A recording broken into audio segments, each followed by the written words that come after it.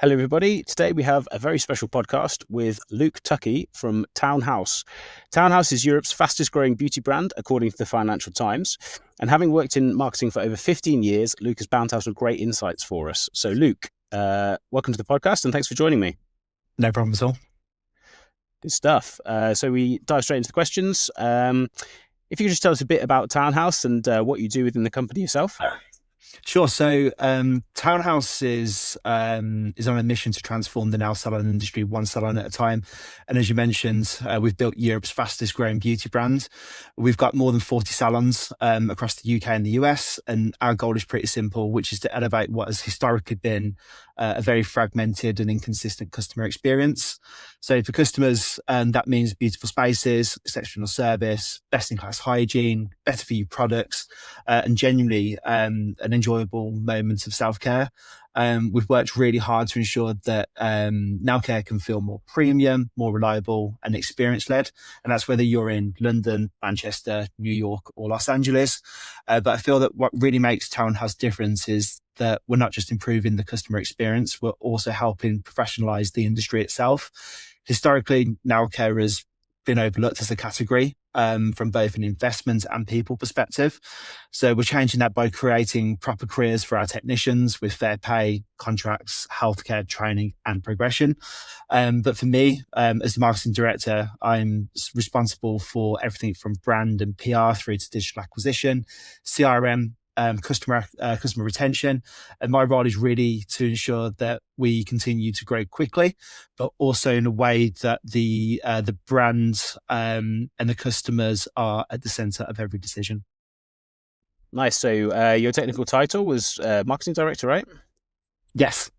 Awesome. So you're sort of leading that charge in terms of the growth of the company, and it's really interesting. So when I first heard about Townhouse and we started working with you guys, basically everybody that I talked to about it knew the brand, but obviously I'd never heard of it personally. But literally every woman you speak to is aware of the brand. So you guys have obviously been doing something right.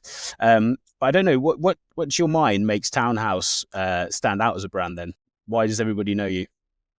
I think what makes Townhouse stand out is that we've brought a level of consistency, quality, and trust as to a category that really hasn't scaled like a premium player before.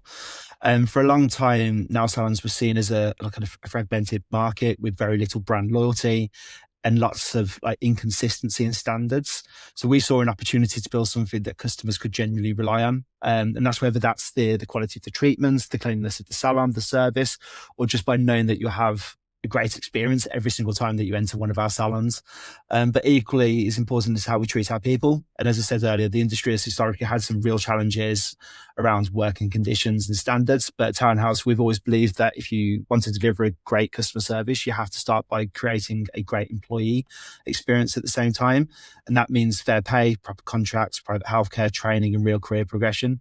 So we're building a business for us that's not only just better for our customers, but it's also better for the people that work in it. And I think that's the combination that really sets us apart. That's amazing. Yeah. I mean, when you think about nail salons, obviously you don't think about big brands or, you do think about sort of privately owned, independent, maybe mom and pop shops.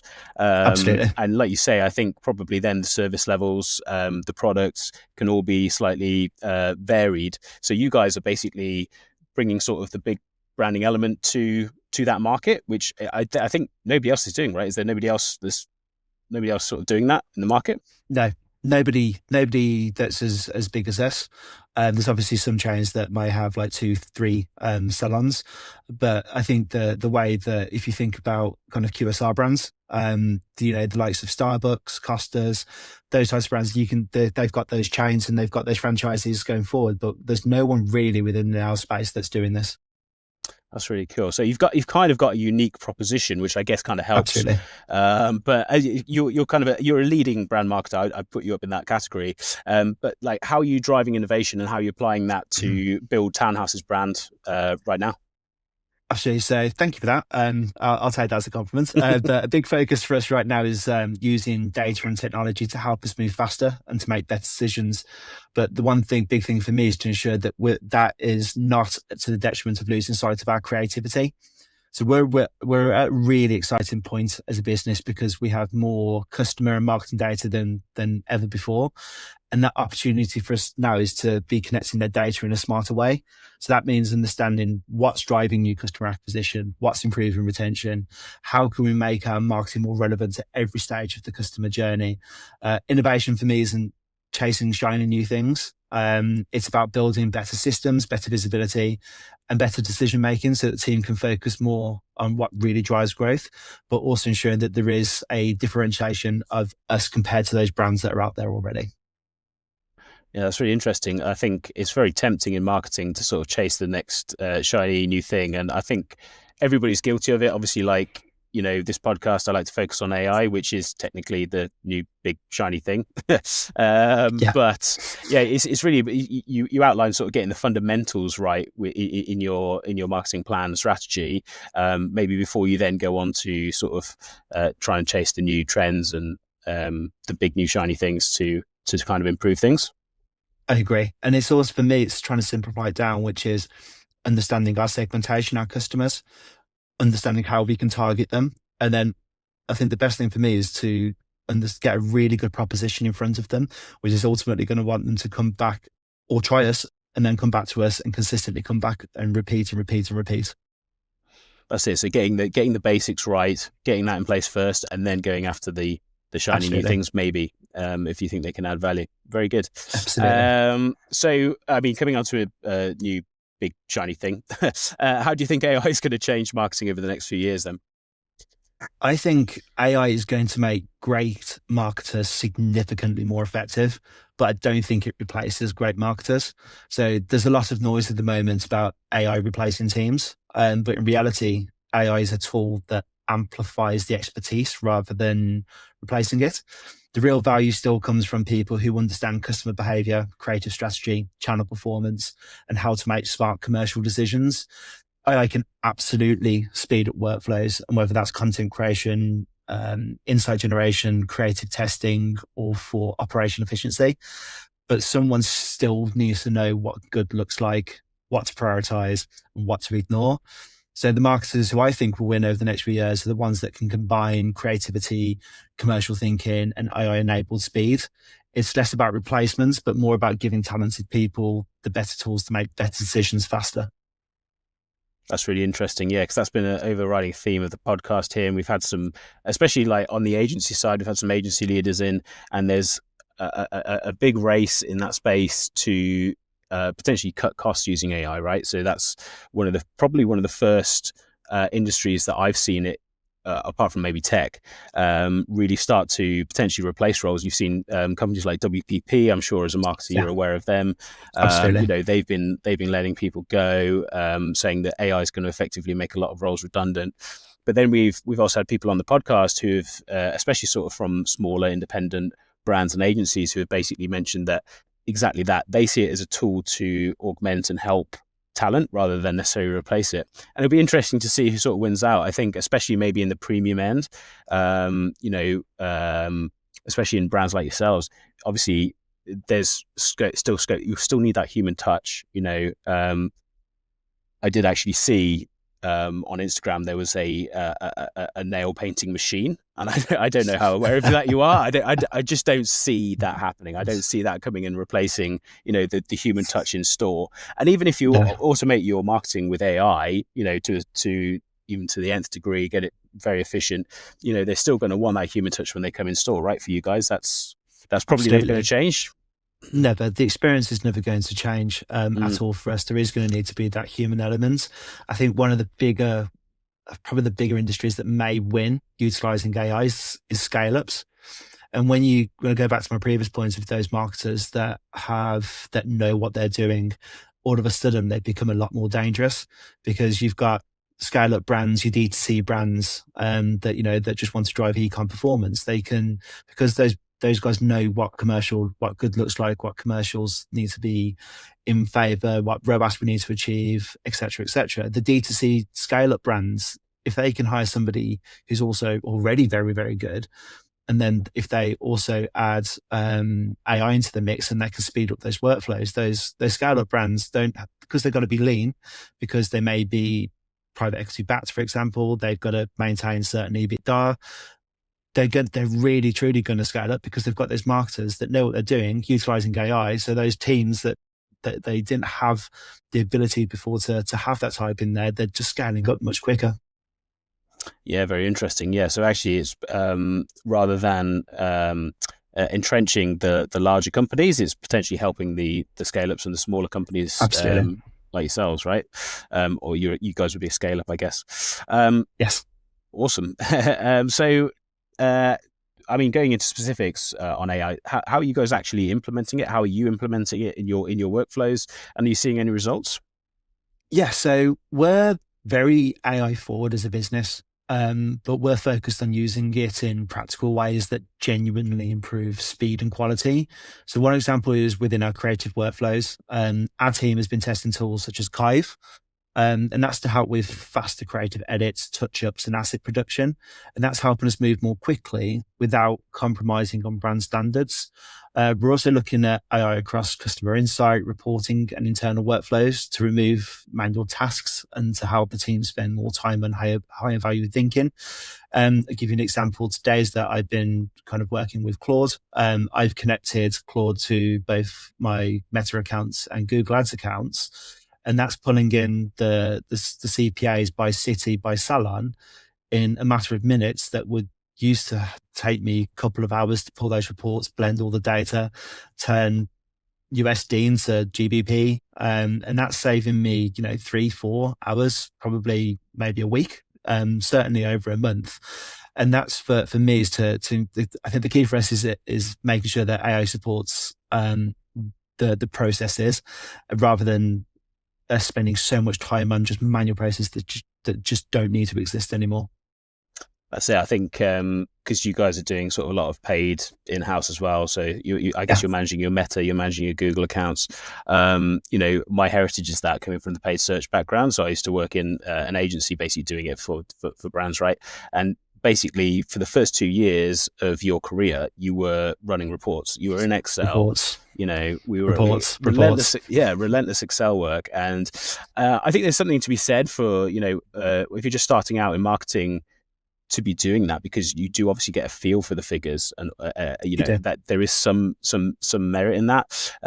But equally, if everybody can access that data a lot quicker, it allows you to action decisions and save time. I mean, it's the way that things are going, whether or not it's probably better for younger staff or not, right? So yeah, I think you just have to embrace it.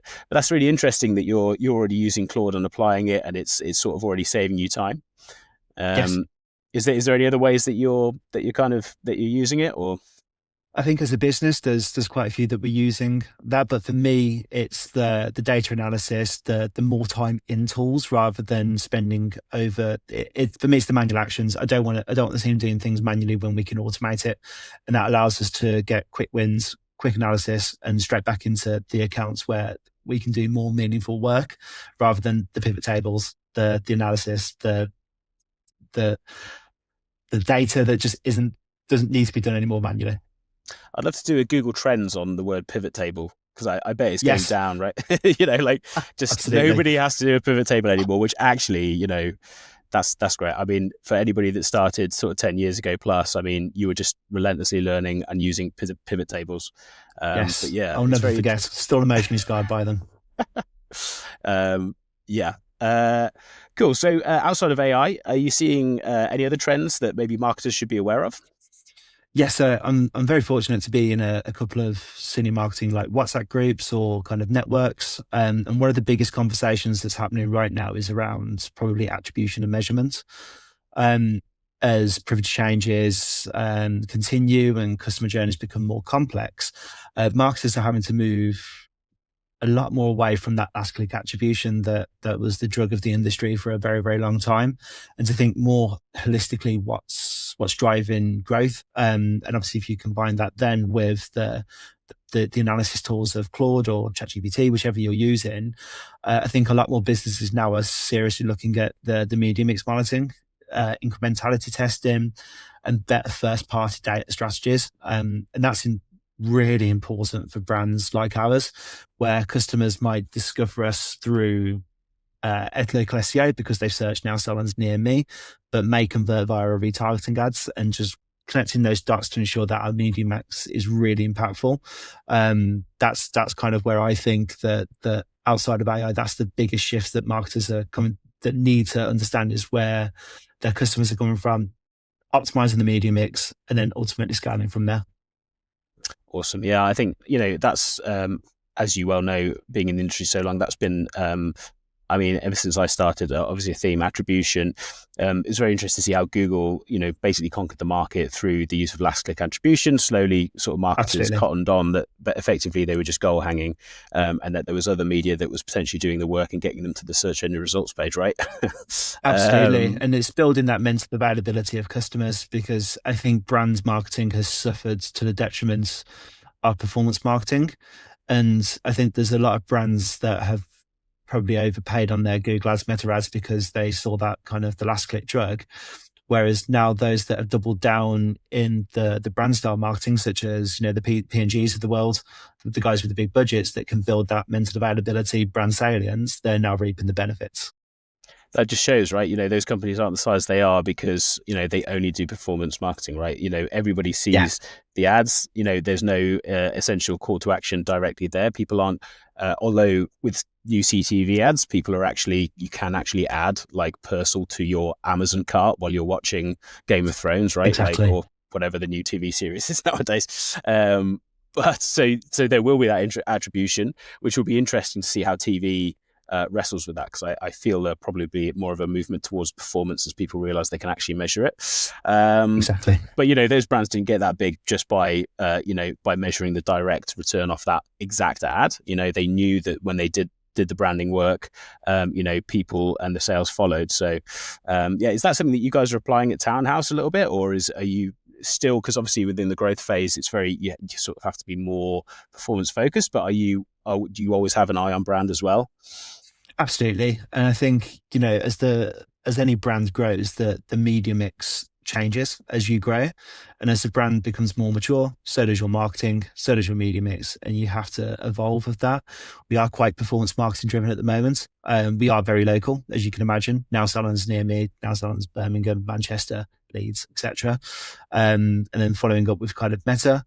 But we will be looking at a shift towards more brand focused activities in the not so distant future as we grow. Definitely. And how are you seeing it, just out of interest, so obviously you guys are very involved in the paid search side and SEO, you've mentioned a few times.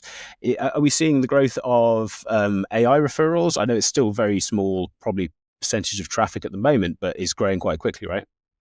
It is, and it is there for us. It's by no means any type of large amount of our traffic or source of conversions, if anything. But the one thing we are seeing is, it is growing and it will continue to grow. But again, it's something that we do think about consistently. So we are optimizing our site for, elements to crawl and take that data and to kind of show within those types of searches. But right now it's just not a massive traffic driver for us.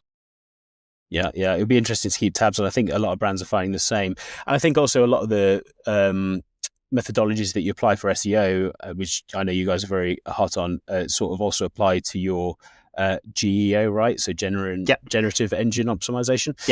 Yeah. So I think you kind of kill two birds with one stone a lot of the time when you optimize for SEO, right? So absolutely. It'd be interesting to see that evolve. We've got a fantastic tool called Uberall. And I'd love to give them a shout out because they're a great tool. They've massively helped us with our SEO, but also scaling up the kind of the location based SEO for us too. And they've helped us kind of understand where our geo is currently. And I'd like to say that for me, they've been a fantastic tool, not only for kind of growth, but also the local SEO side. Very cool. Shout out for Uberall there, for location-based SEO marketing. Very cool. And just what's coming up for you guys at Townhouse in 2026? It's a really exciting year for us. I think the biggest focus, as you can imagine with any kind of scale up, is expansion. And we're continuing to grow our salon footprint across the UK, the US and beyond, which is obviously a massive opportunity for us as we scale the brand internationally. Alongside that, from a marketing and customer perspective, we're investing heavily in our customer experience and retention. We're currently building out our new kind of CRM journeys and in customer workflows to improve LTV, repeat bookings, and the overall customer experience. We're also continuing to test new customer acquisition channels, which you guys have been a part of for the past few weeks, with some obviously fantastic performance over in the States. So we're hoping to scale up even further with you guys over at Audience Store. Thank you very much. So it's a really exciting balance of scaling the brand whilst also making the customer journey even stronger. Exciting times, exciting times. I know you guys are growing fast, so one to watch. So we'd just like to finish the podcast with some quick fire questions. What's your favorite brand in the marketing space, from a marketing point of view, apart from Townhouse? So I would say I really admire The Ordinary, and that's for how disruptive and kind of culturally sharp they've been with the kind of their brand activations. I'm also a big fan of Lloyds Bank and their recent Bank on Lloyds campaign. I think for a legacy brand, they've done a brilliant job of making the creative feel modern and distinctive, even for a bank. Very interesting. I wasn't expecting Lloyds. The Ordinary I could see. My wife buys that. But yeah, Lloyds is very interesting. We'll have to check out that campaign. I don't think I've seen it, actually. Bank on Lloyds, really good campaign. Very good. And an individual in the space you'd like to give a shout out to, and why? Oh, okay. This is quite an easy one for me. So for mine is Mark Ritson. He's someone that I've always respected because he kind of cuts through the noise and brings marketing back to fundamentals, brand positioning, and commercial impact. Amazing. Big name there, big name shout out. And the number one lesson learned since starting in marketing? Again, I think this is one that I would recommend any marketer get used to straight from the beginning of their career, which is the best marketers understand finance. So you can have the best ideas in the room, but if you can't explain how marketing drives revenue, retention, and long-term value, it's much harder to build trust and get things done. So learning how to speak the language of the wider business has probably been the most important lesson for me. Very interesting. That's a very good one, actually, because I guess you've got to get budget signed off, right? Exactly. And I would just say on that point, actually, it's quite interesting because obviously we work with a lot of brands, and I think that shift towards performance that we mentioned, potentially a little bit of the detriment of brands sometimes, I think quite often does come from the CFO or the financial director, maybe not the marketing directors. And if you can learn to communicate much better with them, then potentially you can mitigate that, right? Absolutely. And that's why it's the number one lesson. And I'd recommend anybody where they're at in their career is to understand finance and how to get the marketing, how marketing impacts the bottom line. Very good. Luke, real pleasure to have you on. Some really great insights for our audience there. And yeah, speak soon. Thank you very much for having me. Thank you. Take care.